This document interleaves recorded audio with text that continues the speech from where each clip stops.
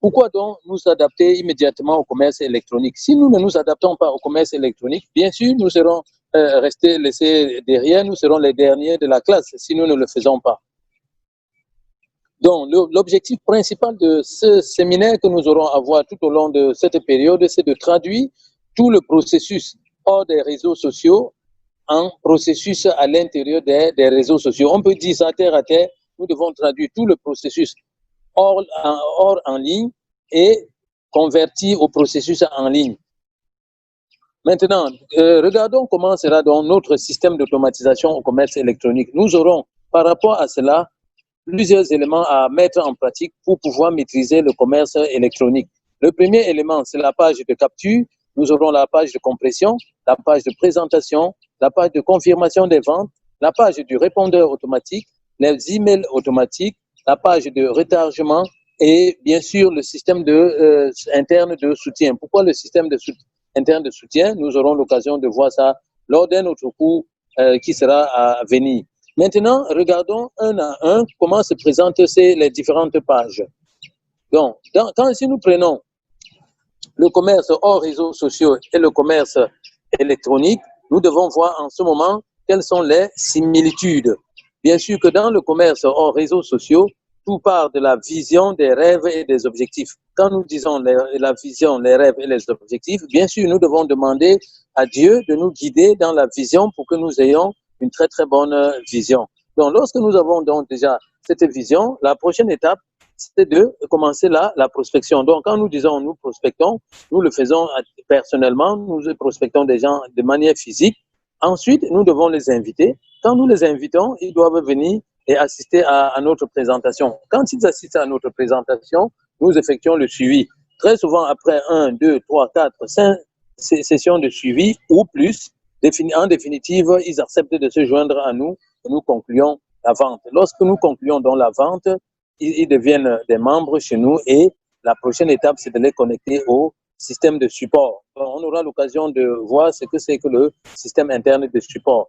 Maintenant, quand c'est le commerce électronique, vous attirez le prospect grâce à la valeur ajoutée. Quand nous disons la valeur ajoutée, cela veut dire vous faites des posts sur votre page pour que les gens viennent. Mais si vous êtes par exemple dans les compléments alimentaires, il ne s'agit pas de poster quelque chose et de dire aux gens, oh, venez acheter, c'est très bien, acheter, c'est très bien. Non.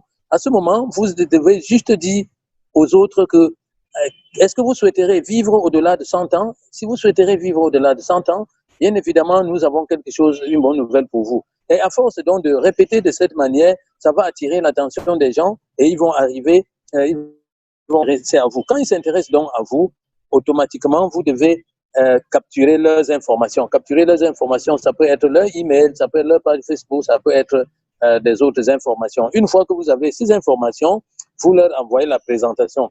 Quand vous avez envoyé la présentation, ils vont visualiser la présentation. Après, vous devez faire le suivi. Vous faites le suivi comme dans l'autre cas, 1 fois, 2 fois, 3 fois, 4 fois ou 5 fois. Après cela, n'est-ce pas, la personne va s'enrôler. Quand il s'enrôle, bien évidemment, vous bouclez les ventes et vous le connectez au système de support. Voilà pour les similitudes. À présent, donc, nous allons voir les différences entre les deux types de systèmes, les deux types de commerce que nous sommes en train de vous présenter. Le commerce hors réseaux sociaux, vous faites une liste de noms. En général, on fait une liste de 100 noms, mais à l'intérieur, on doit choisir 20 noms.